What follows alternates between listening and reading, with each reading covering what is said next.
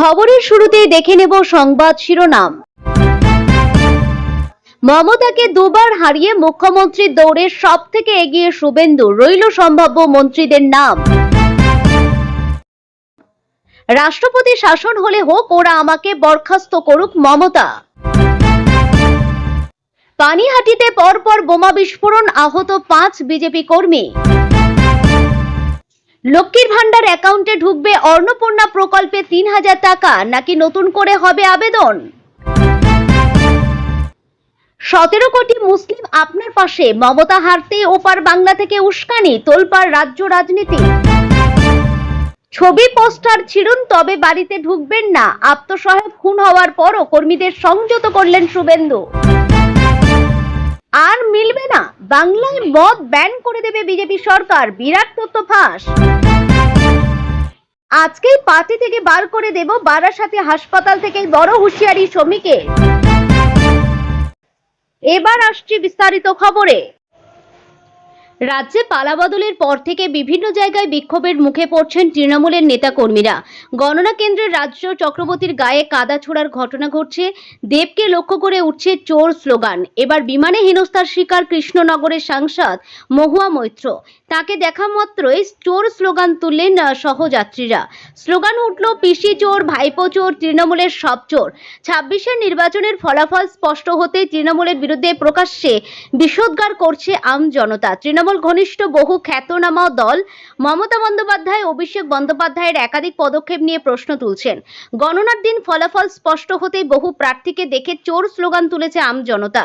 দেব, যাকে এক নজর দেখার জন্য ঘন্টার পর ঘন্টা চড়া রোদে অপেক্ষা করতেন অনুরাগীরা, তার উদ্দেশ্যেই উঠছে চোর স্লোগান। সম্প্রতি একটি ভাইরাল ভিডিওতে দেখা গেছে কার্যত টি-শার্টে মুখ ঢেকেছেন সুপারস্টার। রাজ্যের বিভিন্ন প্রান্তে এই ধরনের ঘটনা ঘটেই চলেছে। এসবের মাঝে শুক্রবার বিমানে সফর করছিলেন কৃষ্ণনগরের সাংসদ। তাকে দেখা মাত্রই আসন ছেড়ে উঠে দাঁড়ান সহযাত্রী, তোলেন চোর স্লোগান। বলা হয়, পিসি চোর, ভাইপো চোর, তৃণমূলের সব চোর। স্বাভাবিকভাবেই চরম অস্বস্তিকর পরিস্থিতি তৈরি হয়। আসনে বসে পড়েন মহুয়া। বিমান সেবিকারা গিয়ে আয়ত্তে আনে পরিস্থিতি। ইতিমধ্যেই সোশ্যাল মিডিয়ায় ভাইরাল সেই ভিডিও। সরকার বদলের সঙ্গে সঙ্গে লক্ষ্মীর ভান্ডার প্রকল্প বন্ধ হয়ে যাওয়ার জল্পনা তৈরি হচ্ছে। এর পরিবর্তে বিজেপি সরকারের তরফে অন্নপূর্ণা ভান্ডার প্রকল্প চালু করার কথা শোনা যাচ্ছে, যেখানে মহিলারা মাসে 3000 টাকা পাবেন। যেখানে মহিলারা মাসে 3000 টাকা করে পাবেন, কোনো অ্যাকাউন্টে ঢুকবে টাকা। পশ্চিমবাংলায় চালু থাকা লক্ষ্মীর ভান্ডার প্রকল্পের খ্যাতি ছিল সারা দেশে। মহিলাদের আত্মনির্ভরতার অপর নাম ছিল এই লক্ষ্মীর ভান্ডার ভাতা, যার দ্বারা মাসে মাসে মিলত আর্থিক সাহায্য। এই ভাতা চালু করেছিলেন মমতা বন্দ্যোপাধ্যায়। এতদিন বাংলার সাধারণ জাতির মহিলারা 1500 টাকা, তফসিলি মহিলারা 1700 টাকা করে পেতেন। এই ভাতা যখন চালু হয়েছিল তখন সাধারণ জাতির মহিলারা 500 টাকা, তফসিলি মহিলা 700 টাকা করে পেতেন। তারপর সাধারণ জাতির মহিলারা 1000 টাকা, তফসিলি মহিলারা 1200 টাকা করে পেতেন। সদ্য বেড়ে তা 1500 টাকা হয়েছে। কিন্তু সরকার বদলের সঙ্গে সঙ্গে বন্ধ হয়ে যেতে চলেছে এই লক্ষ্মীর ভান্ডার প্রকল্প। এই নিয়ে চিন্তার সমস্ত গ্রাহকরা। এদিকে আবার শীঘ্রই বিজেপি সরকার চালু করবেন অন্নপূর্ণা ভান্ডার। ক্ষমতায় আসার আগে এমনই জানিয়েছিলেন বিজেপি সরকার। বিজেপি সরকারের পক্ষ থেকে প্রচারের সময় বলা হয়েছিল, ক্ষমতায় এলে চালু করবে অন্নপূর্ণা ভান্ডার প্রকল্প। এই ভাতার দরুন মাসে মিলবে 3000 করে। এই ভাতা চালু হবে রাজ্যের সকল মহিলাদের জন্য। সকলের অ্যাকাউন্টে মাসে ঢুকবে 3000 টাকা করে। তেমনই যুবশক্তি প্রকল্প চালু করার কথাও বলেছেন বিজেপি। বেকার যুবক যুবতীদের স্বনির্ভর করতে মাসে 3000 করে দেবে সরকার। এতদিন মমতা সরকার 21 থেকে 40 বছর বয়সীদের বেকার ভাতা দিত, এবার বিজেপি দেবে দ্বিগুণ। শীঘ্রই 3000 করে দেবে বিজেপি। এখন প্রশ্ন হলো, লক্ষ্মীর ভান্ডার অ্যাকাউন্টে ঢুকবে অন্নপূর্ণা প্রকল্পের টাকা, নাকি নতুন করে হবে আবেদন? এই নিয়ে প্রকাশ্যে এলো নয়া তথ্য। জানা গেছে, কবে থেকে মিলবে 3000 করে টাকা? শোনা যাচ্ছে জুন থেকে ঢুকবে ভাতা। মে মাসে 9 তারিখ সরকার গঠন করবে বিজেপি, তারপর থেকে চালু হতে পারে এই ভাতা, এমনই খবর সর্বত্রই। তবে এই 3000 টাকা ঢুকবে কোন অ্যাকাউন্টে? জানা যাচ্ছে শীঘ্রই হবে নতুন করে ফর্ম ফিল আপ, নতুন করে মহিলাদের ব্যাংক অ্যাকাউন্টে ডিটেইলস নেওয়া হবে, তারপর চালু হবে এই ভাতা। তেমনি আবার অনেকেই মনে করছেন লক্ষ্মীর ভান্ডার অ্যাকাউন্টে আবার ভেরিফিকেশন করা হবে, তারপর যোগ্যদের দেওয়া হবে অন্নপূর্ণা ভান্ডার। এখন সম্পূর্ণ প্রকল্প নিয়ে সর্বত্রই আছে নানান প্রশ্ন। আপাতত সরকারের পক্ষ থেকে কোনো ঘোষণা হয়নি। আশা করা যাচ্ছে বিজেপি সরকার গঠনের পর এই নিয়ে হবে নতুন ঘোষণা। আর এই মে মাস থেকে বন্ধ হবে লক্ষ্মীর ভান্ডার প্রকল্প, এমনই শোনা যাচ্ছে সর্বত্রই। আগামী শনিবার ব্রিগেডের মহামঞ্চে নতুন সরকারের শপথ।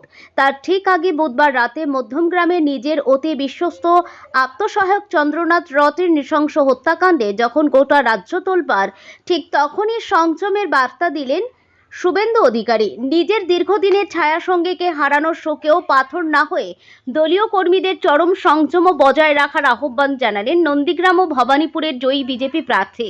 রাজনৈতিক মহলের মতে এই খুনের ঘটনার পর রাজ্যের আইন শৃঙ্খলা পরিস্থিতি যাতে অবনতি না ঘটে তার জন্য এই কড়া অথচ কৌশলী বার্তা সম্ভাব্য মুখ্যমন্ত্রীর। গত সোমবার নির্বাচনের ফল প্রকাশের পর থেকে রাজ্যের বিভিন্ন প্রান্ত থেকে অশান্তির খবর আসছে। এর মধ্যেই বুধবার রাতে মধ্যমগ্রামে যেভাবে পয়েন্ট ব্ল্যাঙ্ক রেঞ্জ থেকে গুলি করে চন্দ্রনাথকে খুন করা হয়েছে তাতে রাগে ফুঁসছে গেরুয়া শিবির। ক্ষোভ যে কোনো সময় আগ্নেয়গিরির মতো ফেটে পড়তে পারে এমনই আশঙ্কা করছিল প্রশাসন। ঠিক এই আবহে হাত জোড় করে দলীয় কর্মীদের প্রতি শুভেন্দুর নির্দেশ, তৃণমূলের প্রতি আপনাদের ক্ষোভ থাকতেই পারে, প্রয়োজনে এলাকায় তৃণমূলের পতাকা মুক্ত করুন, মমতা বন্দ্যোপাধ্যায় বা অভিষেক বন্দ্যোপাধ্যায়ের ছবি, ব্যানার, পোস্টার ছিঁড়ে ফেলুন, কিন্তু ভুলেও কারো বাড়িতে ঢুকবেন না। শুভেন্দু আরও স্পষ্ট করে বলেন, কারো বাড়িতে ঢুকবেন না, কারণ সেখানে বৃদ্ধ বাবা মা, মহিলারা বা ছোট বাচ্চারা থাকে, তাদের কোনো দোষ নেই।